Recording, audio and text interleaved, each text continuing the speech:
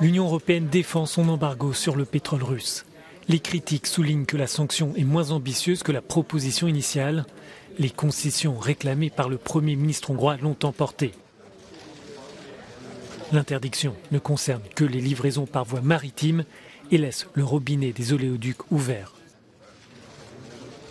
Le calendrier fait aussi l'objet de reproches puisque la sortie du pétrole russe est prévue pour la fin de l'année. Malgré ces observations, le président français Emmanuel Macron insiste sur l'importance de ce compromis.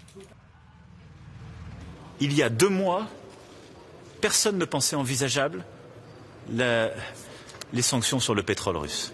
Et beaucoup des dirigeants étaient devant vous en disant « jamais on touchera au pétrole et au gaz, c'est sûr ». C'est pourquoi ce 6e paquet est historique.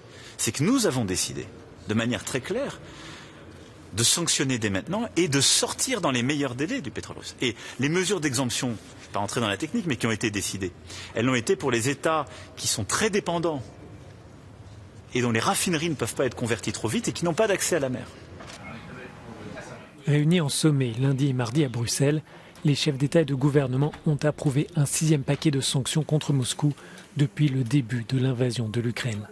Les dirigeants ont aussi évoqué la crise alimentaire imminente provoquée par la guerre engagée par le Kremlin. Le fait qu'une crise alimentaire sévère se développe relève uniquement de la guerre injustifiée de la Russie. Sans cette guerre, nous ne serions pas dans cette situation. Et nous devons toujours répéter, encore et encore, que la Russie ne bloque pas seulement les exportations de blé ukrainien, elle bombarde délibérément les entrepôts où le blé est stocké. Le gaz russe est la dernière ressource énergétique qui échappe aux sanctions européennes. La question d'un nouveau train de sanctions n'est pas sur la table, mais les dirigeants devront peut-être s'interroger sur cette éventualité s'ils veulent frapper à nouveau le Kremlin.